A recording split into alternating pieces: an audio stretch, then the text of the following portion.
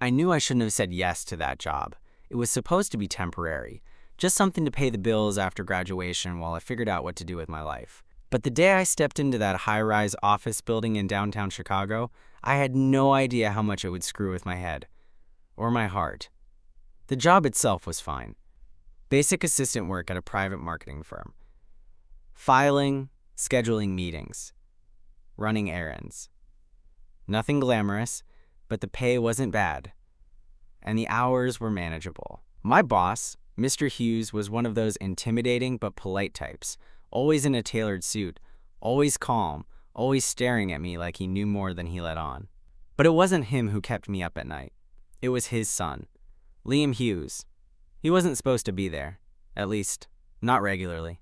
He'd just graduated too, from NYU or Columbia or one of those fancy places, and apparently was taking a year to explore the family business, which basically meant showing up whenever he felt like it, charming the front desk ladies, and making the rest of us feel like extras in a show starring him. Liam wasn't like his father. He was casual, messy in that calculated way, blonde curls that he never bothered brushing, white t-shirts that clung to his chest and jeans that probably cost more than my monthly rent. His smile looked like trouble, and his voice carried the confidence of someone who'd never been told no. I hated him instantly. Well, I tried to, but then he started showing up more often. Like, a lot more. Always in the break room when I was grabbing coffee. Always lingering at the copier when I had to use it. He'd make jokes, ask questions, lean against the doorway of my cubicle like he had nothing better to do. "You're the new guy, right? Chris?" "Yeah," I said the first time, not looking up from my laptop. "Chris." He didn't leave. "You always this friendly?" "I'm working." He laughed, and it bugged me how good it sounded. Like he wasn't used to people brushing him off. That was probably true. I doubted anyone I once told Liam Hughes to go to hell. But he didn't stop talking to me, and after a while I stopped trying so hard to ignore him. It became this weird ritual. Him finding excuses to stop by my desk, me pretending not to care. He'd ask if I wanted coffee when he was heading out. Bring back extra snacks from meetings. Leave stupid doodles on Post-its and stick them on my screen when I was at lunch. Always with that same cocky smile. "You ever loosen up?" he asked me one Thursday after sneaking a donut onto my desk. I shot him a look. "You ever get any actual work done?" "Touché," he said, grinning. The worst part? He was charming. And smart. Way smarter than I expected. When he wasn't being obnoxious, he actually knew his shit. I saw him in meetings sometimes, pitching ideas like he'd been in the industry for years. People listened to him. Even his dad. It was a Friday evening when everything changed. The office was clearing out. People heading home, grabbing drinks, making weekend plans. I was staying late, trying to catch up on expense reports. Liam popped into my cubicle around 7, holding 2 beers and looking way too pleased with himself. "Happy hour in the break room," he announced. "I'm working." "So? That stuff can wait." I looked up, eyebrows raised. "Your dad would fire me." "He's not here. And what if he hears about it?" Liam shrugged, stepping inside and setting a bottle on my desk anyway. "Then I'll say I made you do it." I stared at the beer, then at him. "You really don't care about anything, do you?" That grin again. "Not really."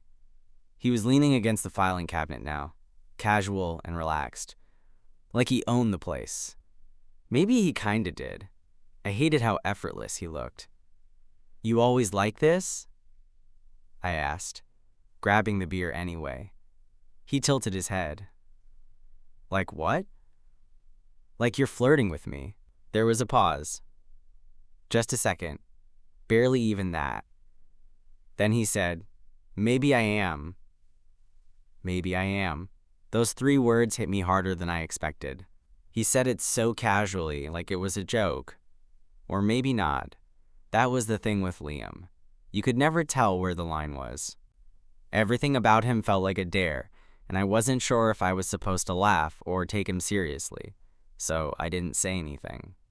Just twisted the cap off the beer and took a slow sip, keeping my eyes on the monitor in front of me like I hadn't heard him. Liam didn't leave. He moved closer, just enough that I could feel the air shift. You're not very good at pretending you didn't hear that. Maybe I didn't. Maybe you did. I glanced at him. He was looking at me, but not in a smirking I own this office way. It was something quieter. Curious, maybe. Searching. It made my stomach twist. I don't get you, I muttered, staring at the screen. Liam laughed, low and soft. Most people don't try. That part sounded honest. I should have gone back to work. Should have shut it down, stood up, made some excuse. But instead, I kept sipping my beer, and the silence between us stretched into something that felt almost too intimate for a fluorescent-lit cubicle. Eventually, he leaned back against the desk beside me and crossed his arms. You always this serious? I just don't like mixing work and whatever this is. Flirting? Distractions, he hummed. You think I'm a distraction? I sighed. I think you're dangerous. That made him grin again, but something flickered behind it. Like he wasn't sure if he liked hearing that or not. Why? Because I'm the boss's son? No, I said. Because you like pushing buttons just to see what happens. Liam tilted his head. And which button do you think I'm trying to push right now? I stared at him. Mine. And he didn't deny it. The elevator dinged down the hall, the sound sharp in the otherwise empty office. We both turned our heads, but no one appeared.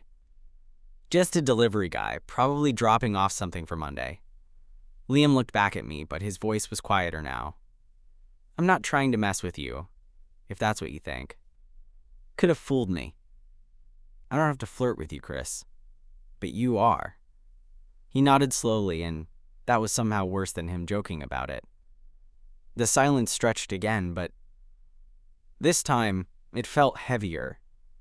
There were things neither of us were saying, things hanging in the air like they were waiting for permission to land. Then, before I could stop myself, I asked, Why me? Liam blinked, surprised. What? You could flirt with literally anyone here. Half the staff would probably jump at the chance to go home with you, so why me? He looked at me for a long time, like he was trying to figure that out himself. And then he said, 'Cause you don't. Don't what? Jump, you make me work for it. I didn't know what to say to that, so I said nothing. And he didn't push it. Instead, he finished his beer and straightened up. I should go. Got dinner with my dad. I nodded. Have fun. Liam took a step toward the door, then paused, turning back. You're not boring, you know. Thanks. I mean it. There's something about you that makes it really hard to stay away. Then he was gone. And I sat there, staring at the empty bottle on my desk, trying not to read into anything. But of course I did. I didn't see him all weekend. I told myself that was good. I needed the space. A reset. Time to get my head straight and stop overanalyzing every little word and glance. I even went out Saturday night, met some friends for drinks, flirted with a bartender whose name I forgot before I even left the bar. But Sunday night, while I was brushing my teeth, I caught myself checking my phone just to see if Liam had texted. He hadn't. By Monday morning, the entire encounter felt like a weird dream. Maybe I'd imagined the whole thing, read too much into it, assigned meaning to something he probably said to a dozen people a week. Maybe that was just how Liam operated, turning attention into a weapon, getting under people's skin just because he could. But when I got to work, there was a note on my keyboard. Don't look so serious today. There was no signature, but I didn't need one. And yeah, I smiled. Couldn't help it. The next few days were strange. Not because Liam did anything overt, but because he didn't. He acted completely normal. Friendly, casual, still hovering sometimes, still making jokes, but not crossing any lines. It was like that Friday night never happened. Which should have made it easier for me to get back to normal too. But it didn't. If anything, the distance made it worse. Because now, I couldn't stop wondering if he regretted it. If I'd killed the moment by not saying the right thing, or by saying too much. Every time he walked past my desk without stopping, my stomach did this annoying dip, like I'd missed a connection I wasn't even sure I wanted. Then Wednesday hit. Late afternoon, right before close, Mr. Hughes called me into his office. Said he needed help organizing a few client binders for an off-site meeting the next day. I figured it was routine until I walked in and saw Liam already there. "Chris," Mr. Hughes said, motioning toward the conference table where a mess of documents was spread out. "Liam will be going with me tomorrow. He'll help prep the pitch. I need these sorted and condensed before morning." "Sure," I said, eyes flicking briefly to Liam, who looked up from his phone and gave me a small nod. His expression was unreadable. Back to business. We worked in silence for the first 20 minutes, me sorting papers, him highlighting notes. His dad left halfway through, saying he had another meeting to attend upstairs, and told us to lock up when we finished. As soon as the door clicked shut behind him, the air changed. Liam didn't say anything right away. He kept working, flipping through pages, underlining things, like we were just coworkers grinding out a task. But I felt him glance at me. Once. Twice. "You've been avoiding me," he said finally. I looked up. "You've been pretending nothing happened, because I wasn't sure what to do with it. You said it like it was a game." His jaw tightened a little. "It wasn't." We stared at each other across the table, papers and binders between us like a minefield. "I don't play games," I said. "I know," he replied, quieter now. "That's why I can't stop thinking about it." That silenced both of us. I leaned back in my chair, running a hand through my hair. "So now what?" Liam looked down at the binder in front of him, then back at me. "You tell me." I hated how unsure he suddenly seemed, how unguarded. It would have been easier if he kept acting like the cocky flirt I thought he was. But this version of him, the one who looked like he genuinely didn't have it all figured out, that one scared me more.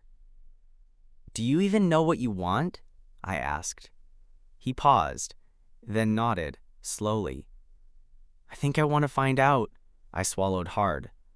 "Okay," I said. "Then start by not pretending around me." A beat of silence. Then he stood up, walked around the table, and stopped right next to me. I'm not pretending now. My heart was hammering. He was so close I could feel the heat radiating off his body, and for the first time since all of this started, I didn't back away. He didn't kiss me. But he wanted to. And we both knew it. The moment stretched out longer than it should have. I could feel his breath on my cheek, see the way his eyes flicked to my mouth before snapping back up to meet mine. But he didn't lean in, didn't make the move.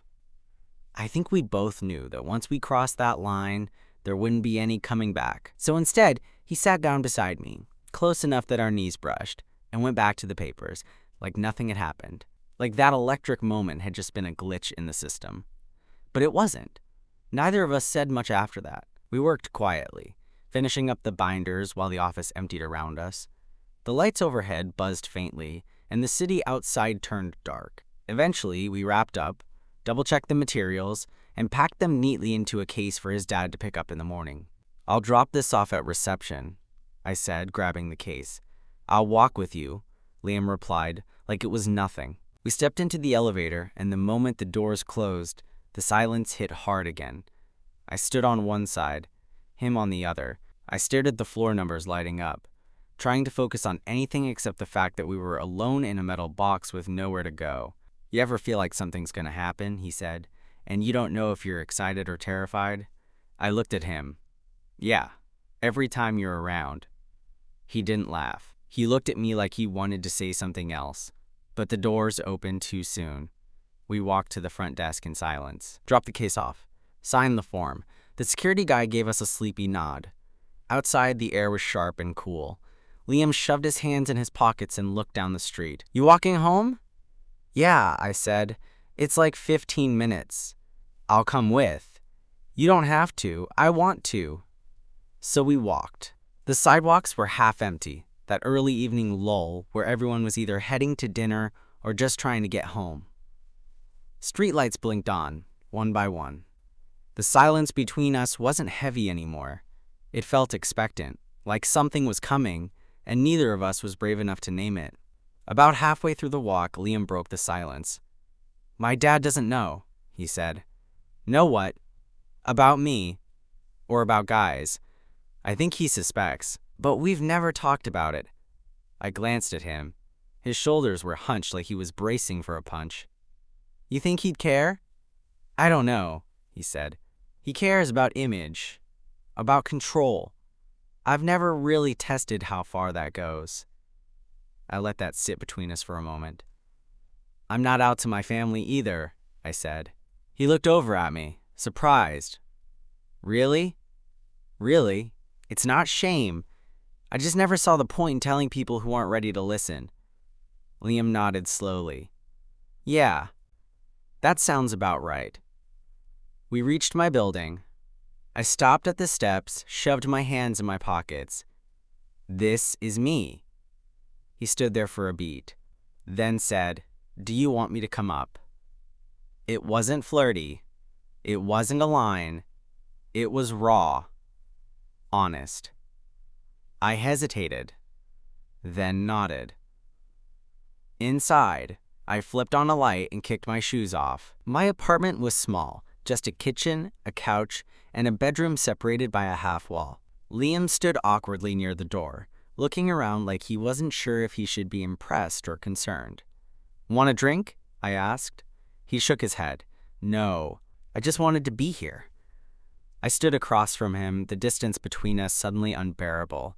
So I closed it, one step, then another, until we were chest to chest, face to face. I kissed him. It wasn't planned. It wasn't perfect. Our teeth bumped. His hands hesitated before settling on my waist. Mine slid up to his neck.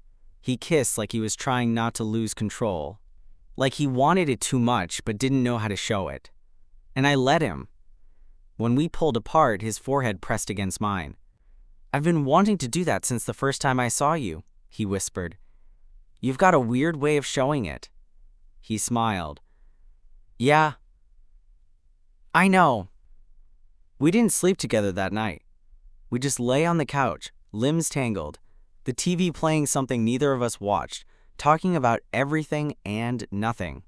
I found out he was into photography, that he hated public speaking, that he once tried to dye his hair blue in high school, and it turned out green. I told him about my art school rejection, about my first kiss with a guy in the back of a movie theater, about how I still wasn't sure what I wanted out of life. And somewhere around 2 a.m., his fingers found mine, and stayed there. We didn't talk about what happened the next day. Not in words, at least. At work, Liam went back to his usual rhythm, wandering through the office like he was half curious, half bored. He stopped by my desk, sure, but not as often, and when he did, it was lighter, like he didn't want anyone to notice, like we were keeping a secret that neither of us fully understood yet. I told myself I was okay with that, but I wasn't. There was something strange about trying to act normal with someone after you've kissed them on your couch at 2 a.m., shared secrets, touched foreheads in the dark like something soft and electric had started to grow. Now, every glance across the office felt charged. Every accidental brush of fingers when we passed in the hall felt like too much. And not enough. The weekend came and went without a text from him. I told myself to be patient, to play it cool. But by Sunday night, my mood was sour enough that I almost considered texting him something reckless, just to get a reaction. Instead, I went to bed early and didn't sleep at all. Then Monday hit, and everything cracked wide open. I was walking back from lunch when I saw him in the lobby, talking to someone I didn't recognize. A guy, tall, maybe mid-30s, designer coat, expensive haircut. They were standing close. Too close. Liam was laughing at something, brushing something off the guy's shoulder. I watched them for too long, then turned away before he could see me. It wasn't jealousy. Not exactly. It was more like being reminded that Liam belonged to a world I didn't. That expensive coat guy probably grew up knowing people like Liam, went to the same parties, vacationed in Aspen or whatever. I couldn't compete with that. I didn't say anything when we crossed paths later that afternoon. Neither did he. That night, I went home angry at myself for caring, angry at him for whatever that was in the lobby, and angry that one kiss had messed me up more than I wanted to admit. Then, around 11, my phone lit up. "Liam, you awake?" I stared at the screen for a long second, then typed back, "Me. Yeah. Liam, can I come over?" I didn't respond right away. My thumb hovered. Then I typed, "Me, sure." 20 minutes later, he was at my door. He looked tired. No hoodie, no cocky swagger.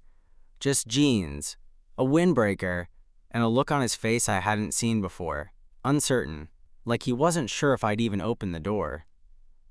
"I didn't mean to disappear this weekend," he said as soon as he stepped inside. "My dad had me working on a last-minute project, and then there was this stupid client thing and—" "Stop," I said. "It's fine." "It's not," he said. "You saw me today, in the lobby." So he had noticed. "That guy," he continued, "he's nothing, just some friend of my dad's trying to network. He's not, you know." I raised an eyebrow. "Not what?" "Not someone I'm seeing. Or interested in." I didn't answer. "I just didn't want you to think I was messing around," he said. "With you." "Why would you care what I think?" I asked, quieter than I meant to. His shoulders dropped. "Because I do." He stepped closer, more cautious than usual. "I don't know what this is," he said, "between us, but I haven't stopped thinking about you since that night. I didn't mean for it to get in my head like this. But it did." I swallowed hard. "Then why are you acting like it didn't happen?" "Because I'm scared," he admitted. It hit like a punch, not because it hurt, but because it was honest. More honest than anything I'd heard from him in weeks. I stepped closer, my voice low.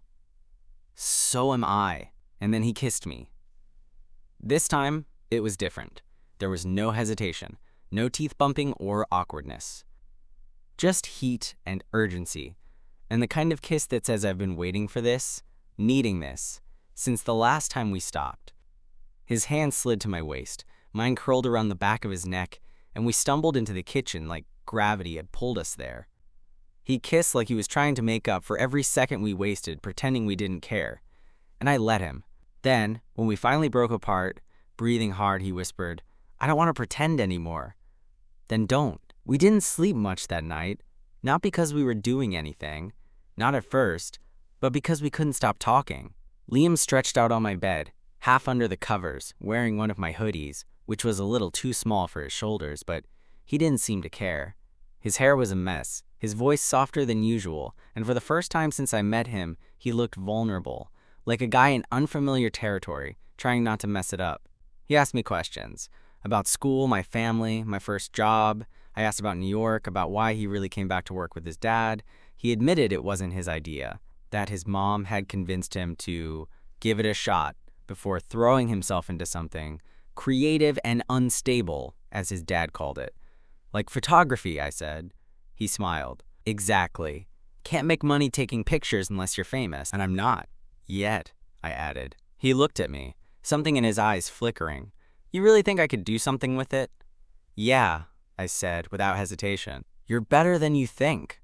His expression shifted, like he wasn't used to someone believing in him without asking for anything in return.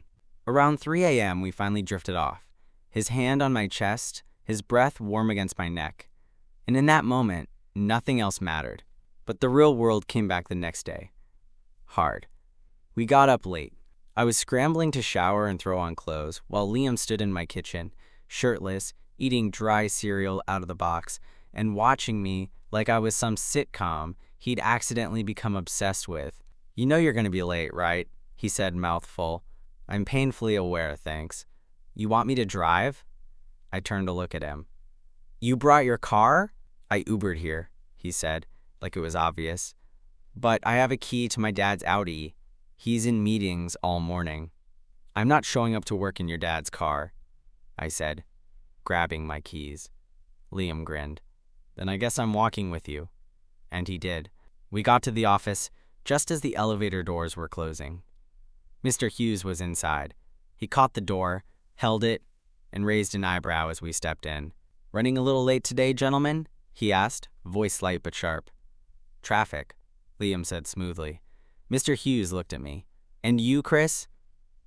I opened my mouth, then closed it. Liam covered. "He stayed at my place. We were working late on the client pitch." I glanced at him. He wasn't even sweating. Just standing there, like the king of casual lies. Mr. Hughes nodded slowly. Well, as long as the work gets done. When we stepped out, my heart was still hammering. You didn't have to lie, I hissed under my breath. I didn't, Liam said.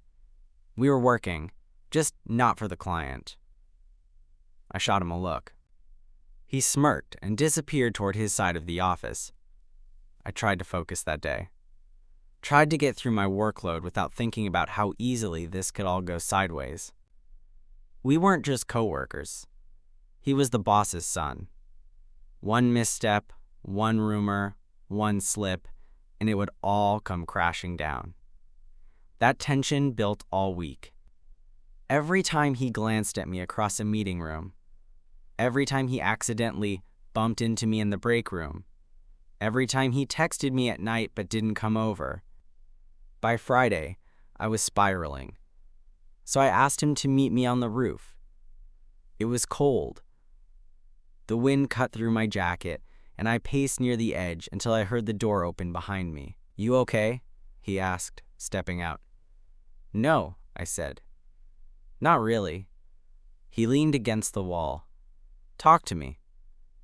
I stared out at the city, the lights blurry in the distance. What are we doing, Liam? He didn't answer right away. This thing between us, I said. It's real. But it's also risky. I can't keep pretending like it's casual when it's not. But we can't exactly announce it either. Liam walked over, close but not touching. I know. You're the boss's son. I'm just some guy in a cubicle. Don't say that. It's true. And if your dad finds out, he won't. And if he does, Liam looked me dead in the eye. Then I'll deal with it. I searched his face. You'd do that? Risk all of this? He didn't hesitate. For you? Yeah. That shouldn't have been enough. Not logically, but the way he said it, like it wasn't even a question, hit something deep. He stepped forward, his hand finding mine. Let me figure this out with you, he said. Please, I nodded, and for the first time in days, I exhaled. Things didn't magically get easier after that rooftop moment, but they did get clearer. We made a silent agreement. This thing between us was real, but it was ours. Private. We kept it out of the office. No lingering looks in meetings. No unnecessary visits to each other's desks. We texted during the day, sometimes short things like, lunch later, or I hate this spreadsheet, and sometimes longer messages that were less about work and more about just us. At night, though, when the city went quiet and the walls weren't watching, we let go of all that pretending. Liam started staying over more. Not every night, but enough that I started sleeping better with him there. He'd fall asleep with one hand resting on my chest like he was grounding himself, and I'd wake up to the warmth of his breath on my neck. It was easy to forget how complicated it all was. Until it wasn't. The first crack came a week later, on a Monday morning, when I walked into the office and saw Mr. Hughes standing by my desk, holding a printout. Chris, he said, can I see you in my office? Every cell in my body went tight. Liam wasn't at work yet. I didn't even know if he was coming in that day. I followed his dad through the glass-paneled hallway, my heart in my throat. I ran through everything in my head. What did he see? What did he know? Was there footage of Liam leaving my apartment? Did someone talk? Mr. Hughes sat behind his desk and gestured for me to sit. I did. Then he slid the printout toward me. You filed 2 versions of this expense report. I blinked. What? He tapped the paper. One with a $75 client lunch, another with a $50 one. I felt my shoulders drop an inch. Oh yeah, the lunch was rescheduled, so the charge changed. I must have printed the old version by mistake. Mr. Hughes studied me, his expression unreadable. You've been doing good work here, he said slowly. Quiet, focused, reliable. Thank you. He tapped the desk with his finger. That's why I'm going to assume this was an honest mistake. It was, I said quickly. Good. He leaned back. Keep it that way. I nodded, stood, thanked him again, and walked out with my pulse still thudding. It wasn't about the lunch receipt. It was a warning. And Liam wasn't dumb. When I texted him, "We need to be more careful," he replied, "What happened?" And 10 minutes later, he was in the stairwell calling me. I told him everything. "He doesn't know," Liam said. "He'd come at me if he did." "Not you."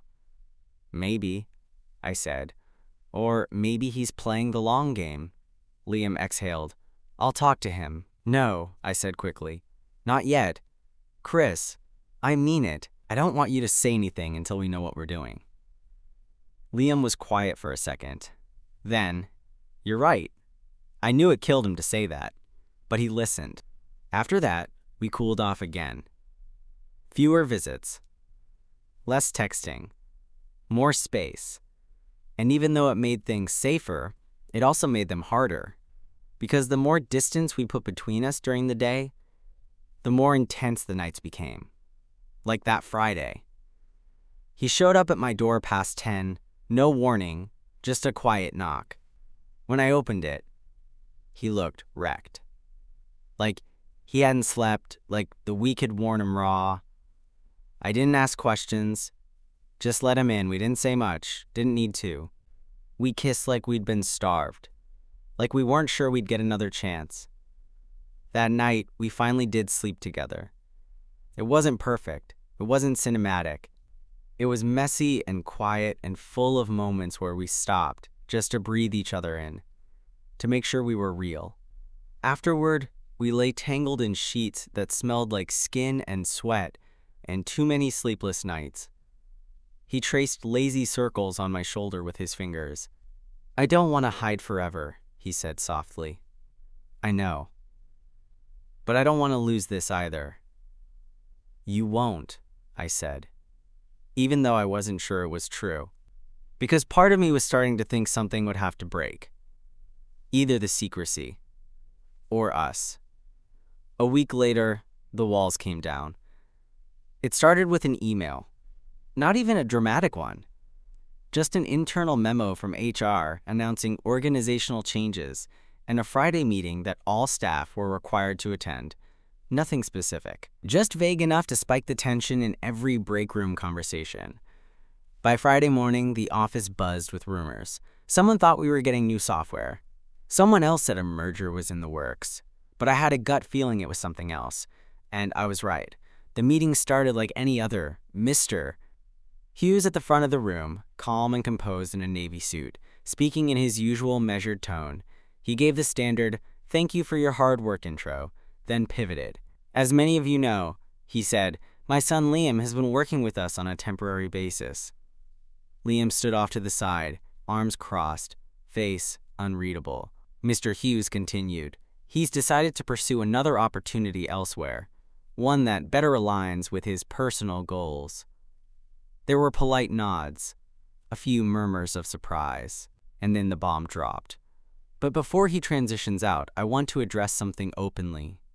My breath caught. Liam's eyes flicked toward me. "There have been whispers," Mr. Hughes said, "about favoritism, about lines being crossed. I want to be clear. This company values professionalism above all else." The room went silent. You could hear the hum of the AC. He looked around, gaze slow and deliberate. "If anyone believes they have seen behavior that compromises that, my door remains open. That said, personal lives are just that, personal. And unless they interfere with our work, they are not mine, or anyone else's, to judge." The room stayed quiet. I could feel heat rising in my chest, in my ears. Then Mr. Hughes nodded.